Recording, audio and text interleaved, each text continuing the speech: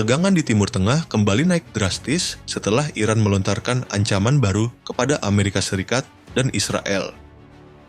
Dalam pernyataan terbarunya, juru bicara militer Iran mengatakan bahwa jika Teheran kembali diserang, maka lawan mereka akan menghadapi sesuatu yang mengejutkan.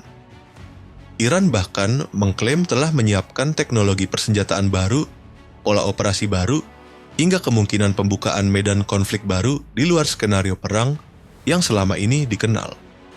Ucapan itu langsung menarik perhatian dunia, sebab ancaman tersebut muncul di tengah situasi Teluk Persia yang sudah dipenuhi pengerahan kapal perang, patroli udara, dan ketegangan di Selat Hormuz. Banyak pihak mulai mempertanyakan apakah Iran sekadar sedang memainkan Sea War atau memang tengah bersiap memperlihatkan kemampuan militer yang selama ini disembunyikan.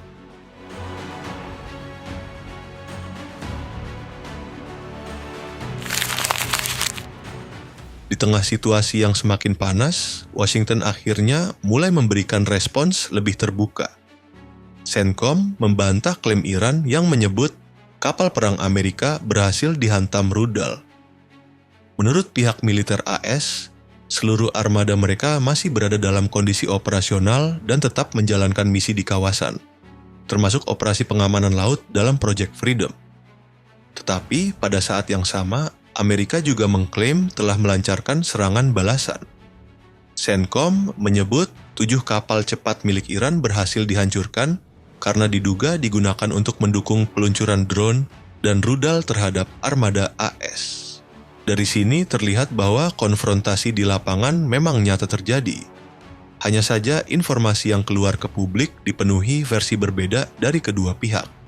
Iran kemudian membalas lewat media dalam negeri mereka. Tasnim News Agency menuduh pasukan Amerika menyerang 2 kapal sipil yang sedang bergerak dari Oman menuju Iran. Dalam laporan tersebut disebutkan adanya korban jiwa. Tuduhan ini membuat situasi semakin rumit karena konflik mulai dikaitkan dengan kemungkinan jatuhnya warga sipil. Sementara perang informasi terus berlangsung, aktivitas udara Amerika di kawasan justru meningkat tajam. Puluhan pesawat tanker dilaporkan aktif bergerak di sekitar Teluk Persia untuk menopang operasi jet tempur AS.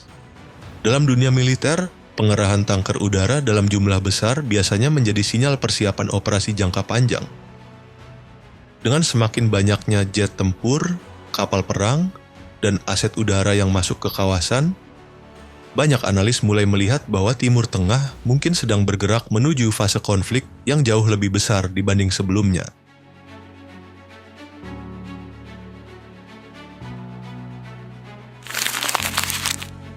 Ketegangan terbaru antara Amerika Serikat dan Iran bermula ketika Selat Hormuz mendadak berubah menjadi kawasan paling berbahaya di dunia. Jalur sempit yang selama ini menjadi urat nadi perdagangan minyak global itu mulai lumpuh setelah Iran memperketat kontrol pelayaran di kawasan. Banyak kapal dagang memilih berhenti beroperasi karena risiko serangan yang terus meningkat, sementara antrean tanker mulai menumpuk di sekitar Teluk Persia. Situasi tersebut langsung memicu respons Washington. Donald Trump meluncurkan operasi militer bernama Project Freedom dengan mengerahkan kapal perang, jet tempur, dan armada udara Amerika ke kawasan Hormuz. Tujuannya jelas, memastikan jalur energi dunia tetap terbuka. Tetapi di tengah pengerahan itu, Trump juga mengeluarkan ancaman keras bahwa Iran akan menghadapi konsekuensi besar jika berani menyerang kapal Amerika. Teheran ternyata tidak mundur. Iran justru meningkatkan tekanan militer. Pada 4 Mei, pasukan Garda Revolusi Islam mulai meluncurkan rudal balistik, rudal jelajah, dan drone dari wilayah Isfahan ke arah Uni Emirat Arab. Teheran menyebut operasi itu sebagai respons terhadap meningkatnya kehadiran militer Amerika di Teluk Persia. Tak lama setelah serangan dimulai, IRGC memperingatkan bahwa seluruh kapal di Teluk Persia dan Laut Oman bisa menjadi target apabila mengabaikan instruksi Iran. Ancaman itu segera berubah menjadi bentrokan nyata. Sebuah kapal tanker milik UEA dilaporkan terbakar setelah dihantam drone ketika mencoba melintas di sekitar Hormuz. situasi makin memburuk ketika terminal minyak di Fujairah ikut diserang dan dilalap api. Bentrok terbesar kemudian terjadi di sekitar selat saat USS Truxtun dan USS Mason menghadapi serangan gabungan drone, rudal, dan speedboat Iran. Ketegangan bahkan merambat ke udara setelah 2 pesawat tanker Amerika sempat memancarkan kode darurat sebelum mengubah jalur penerbangan mereka. Semua perkembangan ini menunjukkan bahwa konflik di Teluk tidak lagi sekadar perang ancaman, tetapi mulai bergerak menuju konfrontasi militer yang jauh lebih besar.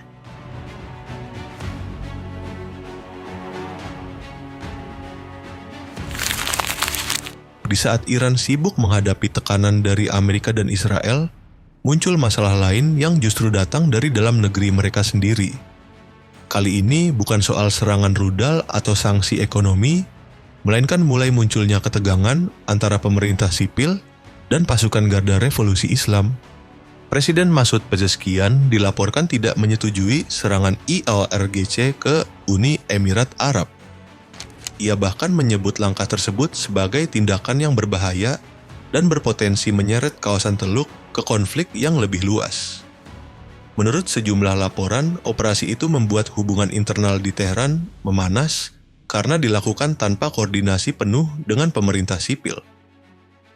Di tengah situasi tersebut, Menteri Luar Negeri Abbas Araghchi justru terus bergerak menjaga komunikasi diplomatik dengan berbagai negara. Perbedaan langkah ini memperlihatkan bahwa Iran kini seolah memiliki 2 arah kebijakan. Satu pihak masih mencoba membuka ruang negosiasi, sementara pihak lain memilih meningkatkan tekanan militer di lapangan. Kondisi ini menjadi sorotan penting karena dapat menentukan kemana arah konflik akan bergerak. Jika jalur diplomasi gagal mempertahankan pengaruhnya, maka keputusan-keputusan agresif di lapangan bisa semakin sulit dikendalikan.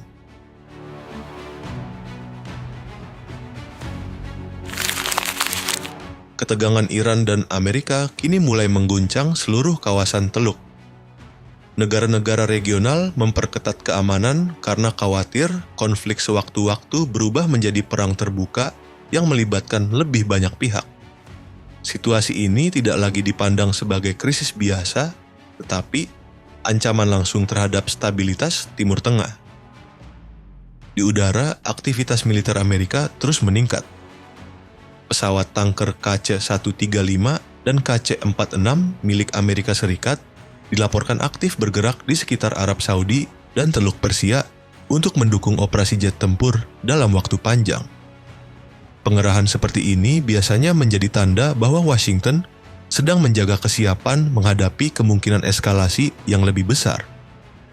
Pada saat yang sama, Israel menerima tambahan ribuan ton amunisi dan perlengkapan militer dari Amerika Serikat. Langkah itu memicu spekulasi bahwa konflik tidak akan berhenti di Hormuz dan bisa meluas ke front lain di kawasan. Sementara itu, dampak konflik mulai dirasakan masyarakat sipil. Di Uni Emirat Arab, sekolah-sekolah diliburkan dan sejumlah aktivitas publik dibatasi akibat meningkatnya kekhawatiran terhadap keamanan. Ini menunjukkan bahwa ketegangan kini tidak lagi hanya terasa di laut dan pangkalan militer, tetapi sudah mulai memengaruhi kehidupan sehari-hari warga Timur Tengah.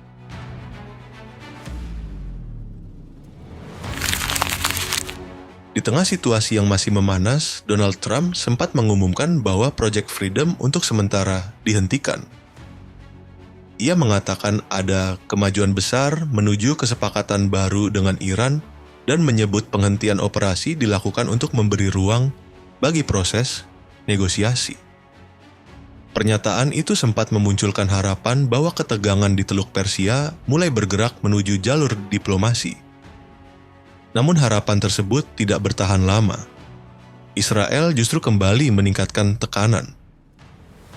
Menteri Pertahanan Israel Katz memperingatkan bahwa operasi militer terhadap Iran bisa dilanjutkan kapan saja jika situasi dianggap mengancam keamanan Israel.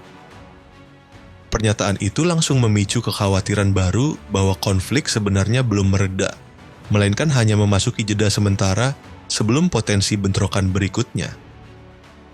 Di sisi lain, Iran mulai menunjukkan kesiapan menghadapi konflik jangka panjang. Meski berada di bawah tekanan maritim Amerika, Teheran mengklaim pasokan domestik mereka masih aman berkat cadangan impor yang telah disiapkan sebelumnya. Iran juga mulai memindahkan sebagian jalur logistik ke rute alternatif melalui Pakistan, termasuk lewat Gwadar dan Karachi. Langkah ini menunjukkan bahwa Iran sedang bersiap menghadapi kemungkinan blokade yang lebih luas. Di tengah ketegangan tersebut, Iran dilaporkan telah mengirim proposal berisi 14 poin kepada Amerika Serikat. Isinya mencakup penghentian perang dalam 30 hari, pencabutan sanksi, penghentian blokade laut, hingga pembentukan mekanisme baru terkait Selat Hormuz. Teheran juga menyebut telah menerima balasan awal dari Washington melalui Pakistan, dan kini sedang mempelajari isi tanggapan tersebut